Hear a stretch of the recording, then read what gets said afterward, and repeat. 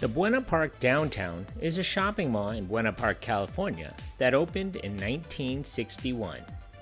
Thank you for all your comments and suggestions and criticisms. If you've clicked onto this video, then you know what today is. It's Monday, Mall Madness. Every Monday I'll be releasing a new video on a defunct or maybe not so defunct mall and its history. Make sure you stick around to the very end of the videos. I'd like to see if you, the viewer, are paying attention. So if you haven't already, hit that subscribe button for my latest mall video, defunct store, occasional throwback Thursday, or soda history. Leave a suggestion about a future video or memories of this mall. Thanks. The Buena Park Mall first opened in 1961. It was one of the first malls in Orange County, anchored by JCPenney's, Sears, and May Company California, which opened in 1963.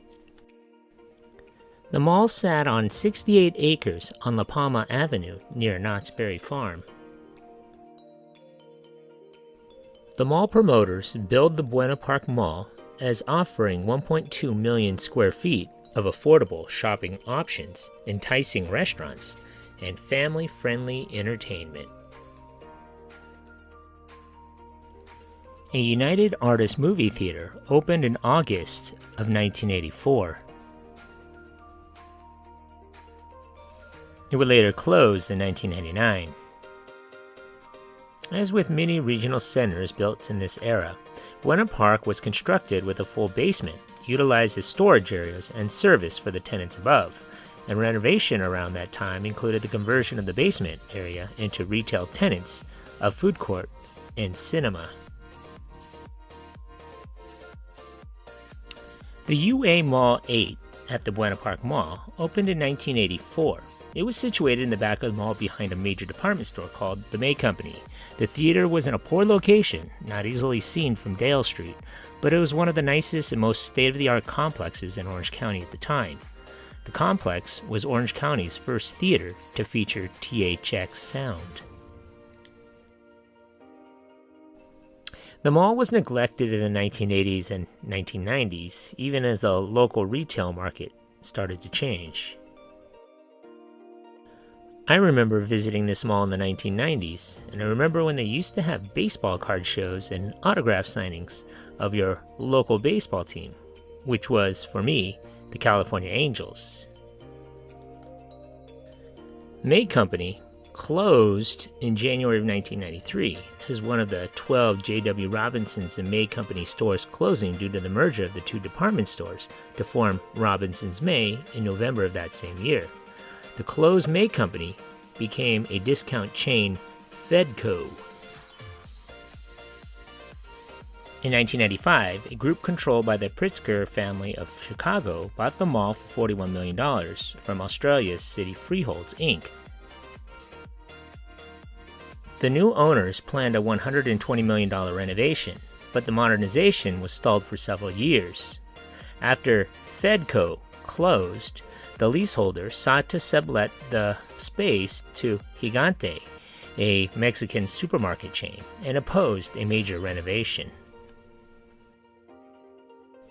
Target, which had acquired Fedco in 1999, refused to allow the lease to be transferred to another discount retailer. Finally, in late 2001, the city of Buena Park itself paid $3.2 million to take over the Fedco lease and transferred it to Walmart, which now occupies the space.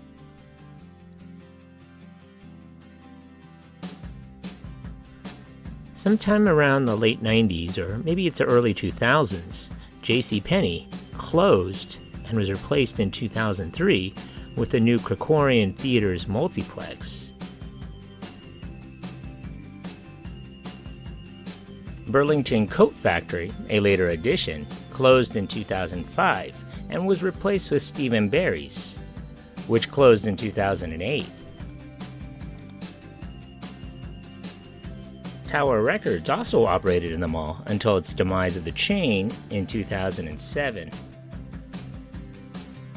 Circuit City was formerly one of the principal stores of Buena Park Place, but closed in 2009 due to its bankruptcy.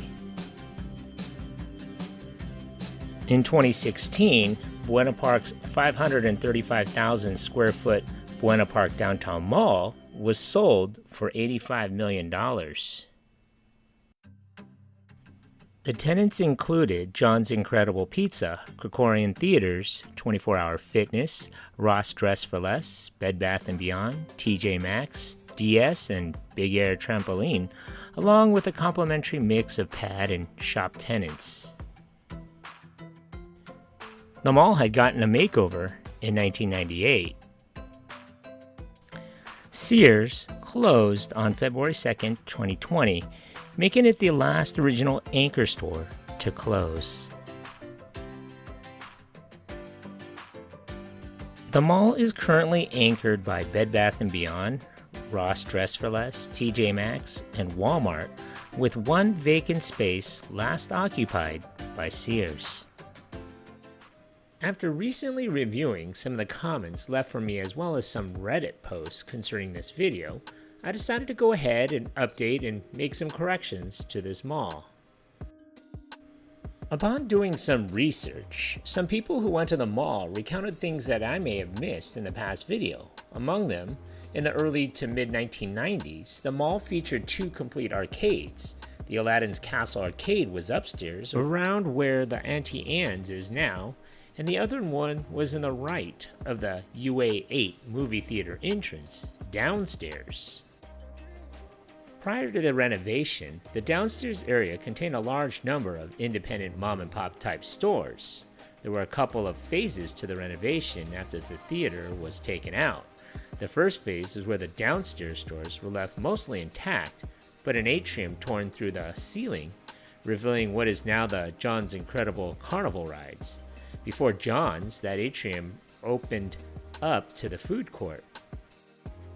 Some others remember that the lower level area had a decorative waterfall going into a fountain at the bottom, alongside the escalators, which led to the food court and a B. Dalton bookseller. Others mentioned a Miller's Outpost, a KB Toys, Sam Goodies, Perry's Pizza, Orange Julius, Woolworths, Long's Drug, and Merry-Go-Round. Other stores included the Busy Bee and the Squirrel House, which was a huge concrete pipe and cement structure to play on. The Buena Park Mall, or the Buena Park Downtown as it is called now, is around 1.2 million square feet, with anchors such as Walmart, John's Incredible Pizza, Big Air Trampoline Park, and Krikorian Metroplex Buena Park. I decided to take a tour of the mall, and my visit here was the first time in 31 years. I don't remember much about it back then, but I do remember the bottom levels, but my memories of that were hazy at best. I went on a Saturday, and just like many of the other local malls that I've visited on a Saturday, this mall was empty, just like the others. The atrium, torn through the ceiling, reveals what is now the John's Incredible Carnival rides. Before John's, that atrium opened up to the food court. You can still see glimpses of the lower level if you peek around the downstairs lobby in front of John's Incredible. Another interesting feature about this mall was the Walmart that served as an anchor. Much like the mall in Orange, this one has a large Walmart. It seemed like more people were in the store than in the mall. Across from the Big Air Trampoline Park, the future location of the new Burlington Coat Factory will be returning after a 17-year hiatus. I was able to get a glimpse of the original downstairs where the escalators lead to nowhere. I also noticed that the restrooms on both ends of the mall were closed for maintenance. Weird for a modern mall.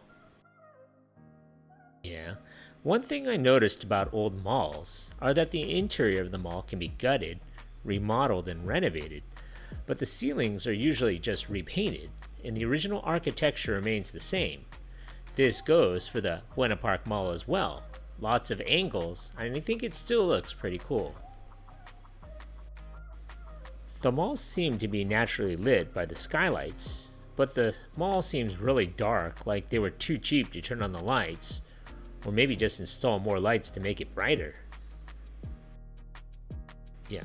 Another thing I noticed is that the Sears, which had closed in 2020, the sign was still on the interior of the mall, even though the outside was a temporary store for Spirit Halloween.